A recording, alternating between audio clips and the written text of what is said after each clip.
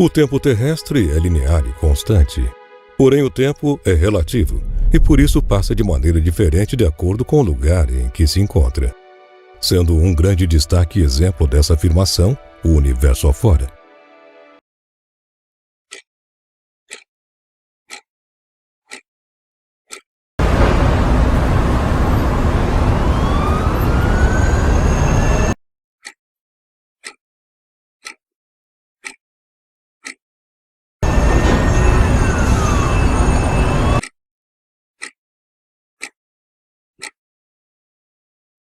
Nossa noção de tempo, né? O tempo, ele mede a obsolescência das coisas. O que é essa obsolescência, né?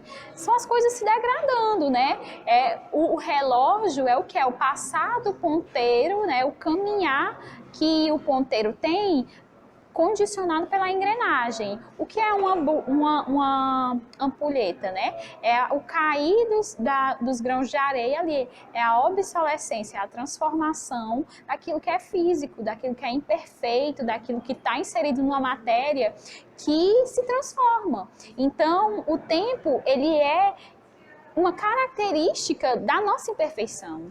O tempo é uma visão limitada, o tempo é fruto da nossa visão limitada. Nós só vemos as coisas se acabando e se transformando porque nós somos muito imperfeitos. A gente não tem como nem imaginar como é essa visão na mente divina, né? Deve ser maravilhoso ver a transformação das coisas, né? Porque a gente não tem uma ideia de que, por exemplo, as pedras se acabam, né? As pedras não se acabam, elas se transformam em grãos de areia.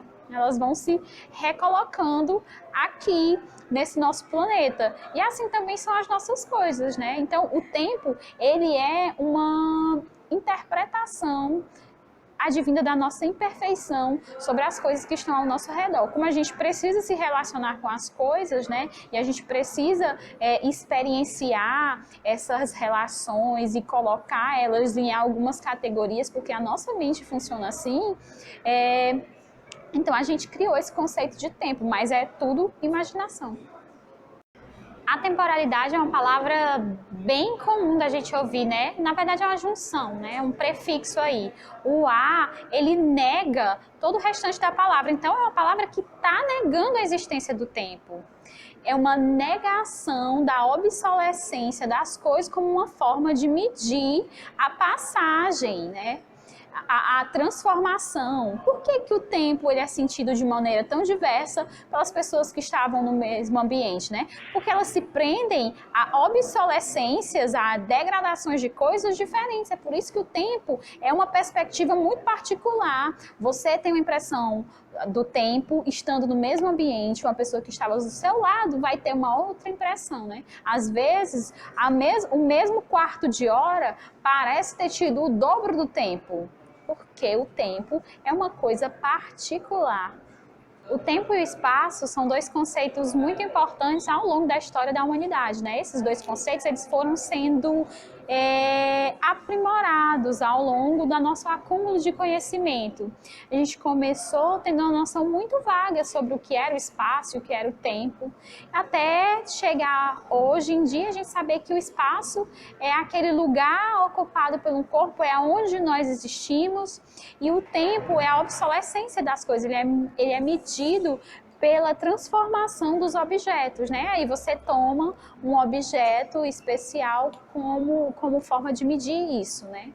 Como, por exemplo, cair da areia na ampulheta ou a badalada do relógio ou o girar dos ponteiros do relógio, não importa, né? O tempo ele é medido com o corpo. E aí vem o ponto de que o tempo ele é uma experiência particular e o espaço ele influencia essa experiência particular, né? A gente tem um exemplo maravilhoso da cama elástica que explica muito bem isso, né? Se você colocar uma coisa, um objeto muito pesado no centro da cama elástica, ele vai deformar o espaço. E essa deformação do espaço deforma ou transforma ou interfere na interpretação e no sentir do tempo do observador que vai estar passando por lá. Então, um corpo muito grande, como por exemplo a Terra ou o Sol, ele tem uma força de transformação no tempo, né, na noção do tempo dos objetos que estão ali, muito grande, a ponto de se modificar em dias, em horas, a noção desse tempo, né? Então, quanto mais rápido você se move, menos esse tempo passa para você. Quanto mais devagar, mais o tempo passa.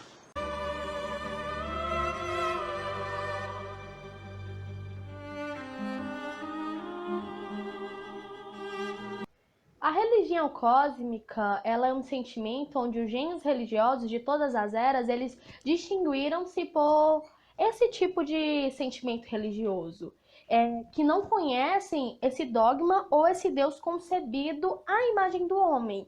Então não poderia haver de jeito nenhum uma igreja cujos ensinamentos fossem baseados nesse homem e nesse Deus. Então a religião cósmica é como se fosse um não pertencimento ao Deus transcendental, ao Deus que acolhe, ao Deus que ajuda, ao Deus que guia. Para Einstein e Spinoza, o Deus que eles acreditavam era como se fosse uma muleta para aquelas pessoas que têm medo. E o Deus dos dois atores era totalmente diferente do Deus transcendental. Era um Deus onisciente, que é outro conceito que precisa ser trabalhado aos estudos de Spinoza. Mas como é que todos esses conceitos, esse Deus de Spinoza, faz relação à teoria da relatividade? Sem contar que os dois autores eles são de épocas totalmente diferentes, né? Então Einstein ele usou toda a referência para a teoria da relatividade, que é a principal teoria dele, os conceitos de tempo, espaço, beatitude, e ele criou até mesmo um novo conceito que foi o que foi dito anteriormente sobre a religião cósmica. Então ele estudou todos esses conceitos, ele se apropriou desses conceitos e criou assim a teoria da relatividade junto com os estudos que ele fez. O espaço-tempo pode mudar, mover, dobrar, distorcer. A teoria da relatividade de Einstein diz que o espaço-tempo é como um tecido flexível. Os objetos nele inseridos, o Sol, planetas, nós, distorcem esse tecido. A consequência dessa distorção é o que chamamos de gravidade. Quanto maior for o objeto, mais o espaço-tempo é distorcido e maior é a gravidade. Para uma melhor compreensão, é preciso entender parcialmente a teoria da relatividade de Albert Einstein. Esse grande físico teorizou e relativizou o tempo no ano de 1905, aos 50 anos de idade. A teoria tem dois postulados, sendo o primeiro que diz simplesmente que as leis da física são literalmente as mesmas em qualquer referencial inercial. Referencial inercial é apenas aquilo que está sendo considerado em repouso. Disse considerado porque também é possível levar em conta o movimento relativo a qualquer outra coisa no universo, como a Terra que orbita sem cessar o nosso Sol, ou do próprio Sol girando em torno de si mesmo por 25 dias antes de completar uma volta inteira em torno de seu eixo. Pense um segundo em seu próprio corpo em estado de repouso. A Terra está girando a uma velocidade constante de 1.700 km por hora. Porém, não se percebe. Se você estivesse em um carro que segue em linha reta sem alteração em sua velocidade, você ainda continuaria parado, mesmo se deslocando do ponto A ao ponto B. Sendo assim, essa lei se aplica a qualquer outro lugar do universo, seja aqui ou até mesmo na Lua. Então, dentro do contexto do estudo da temporalidade, um dos grandes autores é Sartre, né, que afirma que existem dois tipos de objetos dentro da consciência imaginativa, né, que são aqueles objetos temporais e os intemporais. Os temporais são relativos às questões de presente, passado e futuro e necessariamente precisam ter, né, ali uma representação imagética para poderem ser concretizados, enquanto os intemporais estão no campo da imaginação, é o imaginário, a fantasia, o lúdico, né? Então, dentro desse contexto, é necessário uma intenção para que a imagem possa ser expressa. No século XIX, percebeu-se que a luz viaja em forma de onda, assim como o som, porém viaja por meio de algum tipo de matéria. Então, eu costumo geralmente dizer que uma das coisas mais democráticas que existe no mundo é o tempo, né? Então, fazendo uma explicação e um exemplo dentro dessa temática, nós podemos falar um pouco sobre as obras musicais, né? Vamos colocar aqui a Sétima Sinfonia de Beethoven, né? Então, quando os músicos dessa sinfonia se preparam para tocar, quando você ouve do seu computador ou do seu smartphone essa sinfonia, quando você vai ao teatro, você necessariamente quer escutar ela tal e qual, né? Então, Sartre posiciona esse caráter temporal dentro dessas realidades de exposição da arte e da música dentro do contexto da temporalidade. Então, quando eu descrevo uma peça musical, e falo que é de um determinado autor, eu estou exatamente posicionando essa peça no imagético humano, né? Então, imediatamente eu vou remeter à lembrança da Sétima Sinfonia de Beethoven, e se tiver uma nota que não condiza aquela sinfonia, com certeza vai denotar, e aí eu vou dizer que não são características de uma peça de Beethoven, né? Então, o Sartre, ele descreve a peça musical, né, como se fosse um todo sintético, é aquele todo dentro de um conjunto temático, e aí ele atribui esse sentido imagético ao tempo.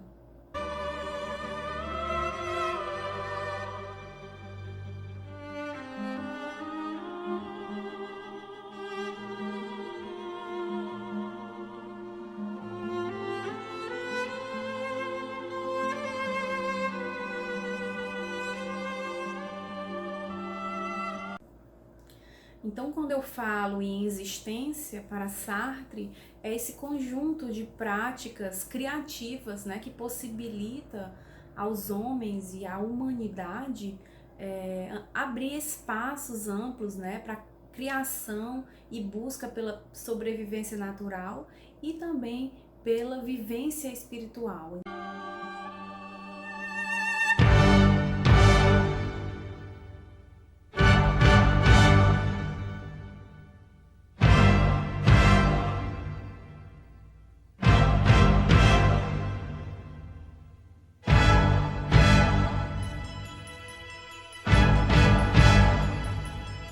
Qualquer pensar filosófico, ele é remetido sempre à vida, né, como ela é construída de forma criativa pelos homens, de que forma ela ganha sentido quando se usa o significado espiritual, né, de acordo com Sartre. Essa construção, ela é dita por Sartre como uma autocriação que vai desde a concretude social da vida coletiva até as questões de estratégias de sobrevivência e a inovação quando a gente fala de coletividade, né, de sociedade. Então, Sartre define a temporalidade como essas transformações, essas possibilidades de construção do ser, né, que é hoje em dia muito imediatista, muito instantâneo, de acordo com uma dos conceitos que ele fala, e constrói esse tipo de realidade social, né, que é co-criada por todos nós que estamos dentro dessa vivência, desse contexto social. Então, a vida de cada ser humano é uma teia, né, e a vida social é o emaranhado dessas teias pela intersubjetividade de cada indivíduo em querer ser, em querer ter um espaço, e esse espaço se revela no tempo, né? Não apenas na subjetividade de cada um, mas principalmente na decisão que cada um toma dentro da sua realidade, da sua vivência, dentro das suas conexões e relações pessoais.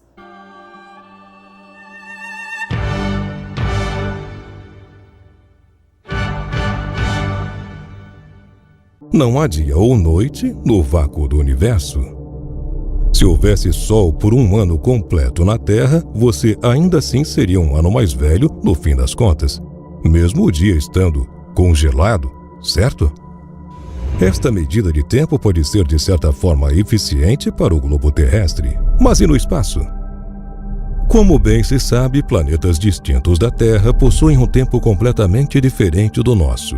E isso ocorre porque, como já foi explicado, o tempo na física é visto propriamente como uma medida de transformação. Ou seja, se é tudo estático e paralisado, o tempo simplesmente não passa, a não ser que a matéria se transforme. O ser humano pode ser usado como uma forte referência de matéria, pois somos feitos de átomos e todo o processo que faz com que nossos átomos em questão se transformem, então, é uma medida de tempo.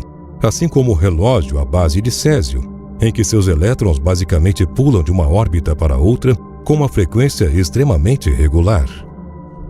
Em outros astros, a gravidade é completamente diferente, podendo ser mais forte ou mais fraca. Esse processo de posicionamento dos elétrons em relação aos átomos muda drasticamente. E como são considerados um relógio, podem passar mais rápido ou mais devagar, alterando significativamente o tempo ao qual conhecemos. Imagine um átomo de sódio que está disposto na superfície solar, cuja gravidade é de 274 metros por segundo ao quadrado. Teria uma frequência de vibração diferente a de um mesmo átomo aqui na Terra, que tem uma gravidade média de apenas 9,807 metros por segundo ao quadrado. Por isso, no espaço, o tempo não é processado como o nosso, pois depende de uma medida de transformação da matéria em questão, que é afetada pela gravidade. Por isso é possível dizer que o tempo literalmente faz curvas, e isso permite que um ano no espaço seja 30 na Terra.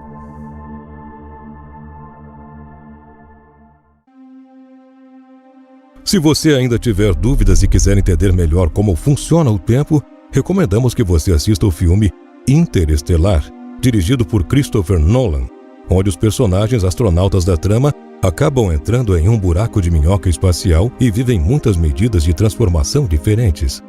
Será possível entender mais detalhadamente como o tempo realmente funciona no espaço, pois apesar da relatividade temporal, é possível sim compreender de uma forma geral o mecanismo que rege toda a matéria ao qual se dá um nome de tecido espaço-tempo.